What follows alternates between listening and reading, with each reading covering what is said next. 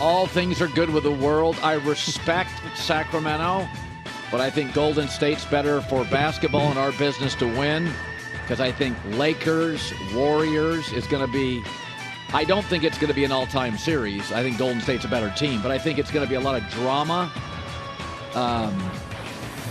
The draft was amazing. So Great much. sports weekend. It really was. Tremendous. I can't believe we get Curry-LeBron part 5, I think this is. Feels like a finals matchup, doesn't it? 50 points in a Game 7, 30, by the way, in the second half. Steph scored or assisted on 66 points.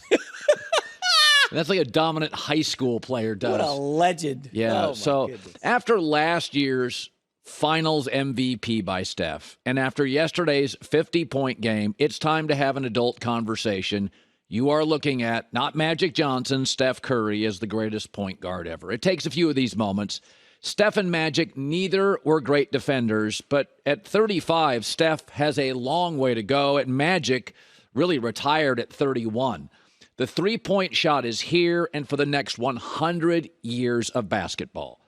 And I'm going to take that over Magic Johnson's innumerable assists. The game has changed. We used to think that cassettes in cars, you could listen to music on the move, and then they'd eventually unravel, right? Like they had a soft spot. It was the tape, actually. Now there's Wi-Fi, streaming, Bluetooth, there's satellite. The world changes. Steph has evolved and changed the game.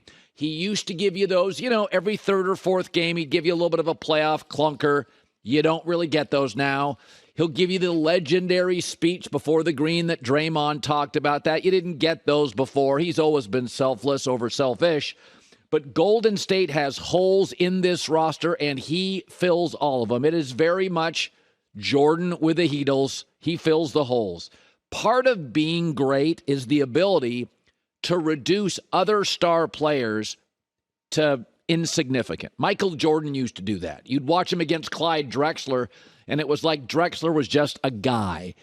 That's what Steph Curry did in the last couple of fourth quarters in Sacramento against De'Aaron Fox. De'Aaron Fox was insignificant. Steph was that good. The passage of time, and we may not know it in the moment, but the passage of time changes the way we look at even great athletes. A Joe Namath or a Brett Favre are viewed as gunslingers. That feels outdated. They made too many bad throws, too many mistakes, harder to coach, did things their own way. Too many Bradys and Mahomes and Aaron Rodgers have made the quarterback position much more about greatness coupled with tremendous efficiency. Favre every decade is going to feel more and more like a relic.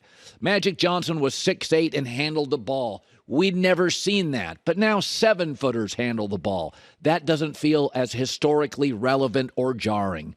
This is a shooter's game, and it will be for the rest of time, and Steph is aging beautifully. Whether it's a decoy, his movement, his skills, his ball handling, I'm going to take those points over Magic's assists. Magic was never a great shooter. Neither's a great defender, but Curry at 35 looks like he's got 4 to 5 years left to dominate playoff series. And, we've said this before. Russell Westbrook, when it became a shooter's league over the course of 4 to 5 seasons, was a relic. He doesn't even feel like a good basketball player every other game. Steph Curry's tempo and pace and movement and skill and ball handling and shooting is one of one. And it takes a few of these 50-point game sevens and finals MVP to win arguments for the basketball fans, purists, or the masses. But I thought yesterday was a clincher. We are looking at the greatest point guard ever. He can beat you so many ways. Sacramento, one of the loudest arenas in the league, he silenced it. In back-to-back games in Sacramento, in the fourth quarter, he silenced that crowd. A remarkable performance. And I thought Klay Thompson after the game kind of summed it up.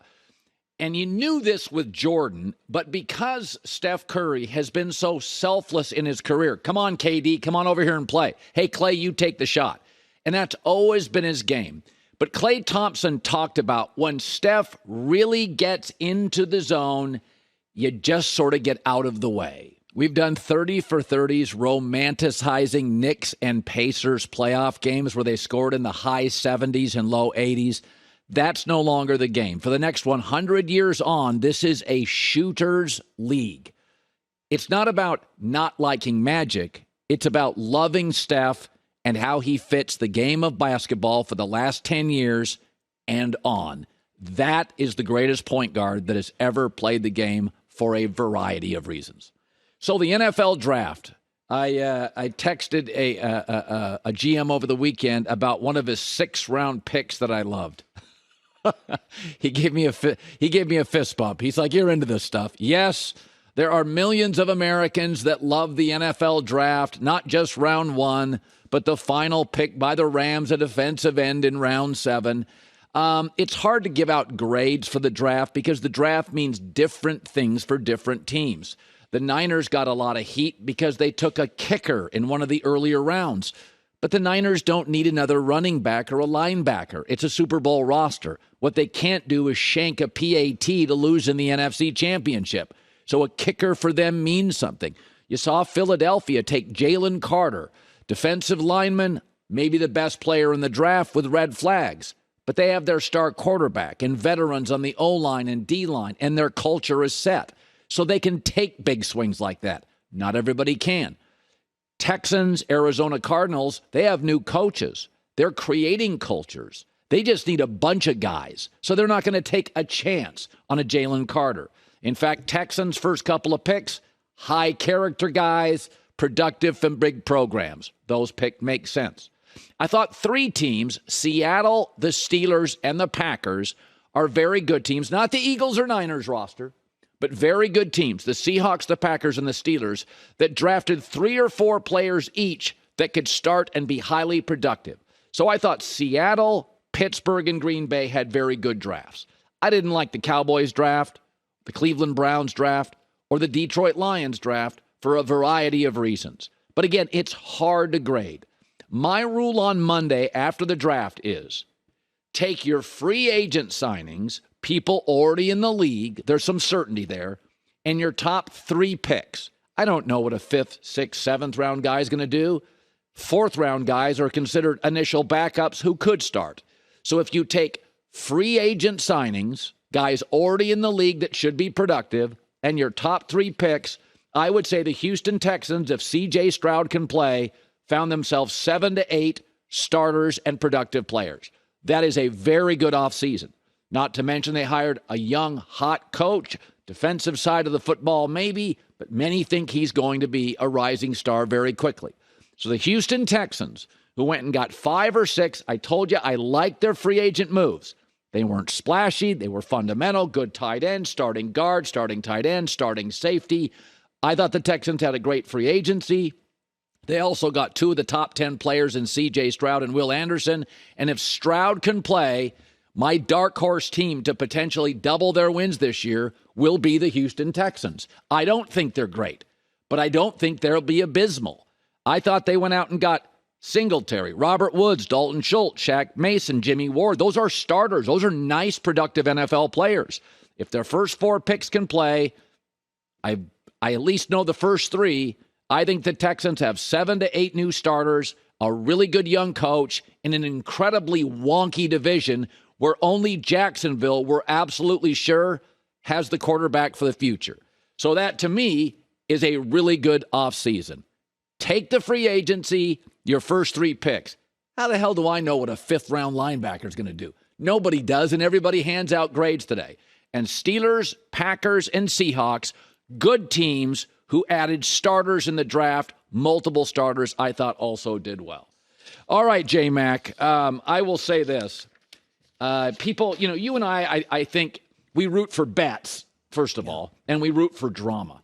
But I do think there is something to be said about what's great about chronicling sports or the history of sports, significant matchups. And I do think LeBron aging and Steph aging could potentially be one for the ages because LeBron will need to play great in every game.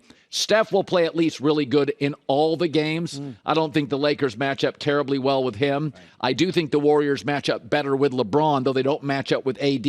Your gut feeling on that series? Yeah, this kind of feels like the new Bird versus Magic. Remember Bird and Magic in the 80s? Except they're old. Well, they only met 3 times, Bird and Magic in the finals. And now we're seeing LeBron and Curry meeting for a 5th time. You say they're old, but Steph Curry's 35 years old, and he is having as good of a season as he's ever had. He just had 50 in Game 7. I'm with you, though. I don't think this is a great matchup for the Lakers. Remember, Memphis was down their starting center, their backup center, and Luke Kennard, their best shooter, didn't play in Game 6. Memphis attacked the basket, which the Lakers just swatted shots. Curry and company are going to just rain threes, and I don't know if they can defend the perimeter. It's a tough matchup for the Lakers. By the way, you going to any of the games? I'd like to go to one game. Okay, I'll put in word. I'm making an effort to get to at least one. Yeah, can't wait. Hi, everybody. Thanks for watching. Subscribe here to get the latest from the show. Also, be sure to check out more of the best clips from The Herd or go watch a few segments from other shows on FS1.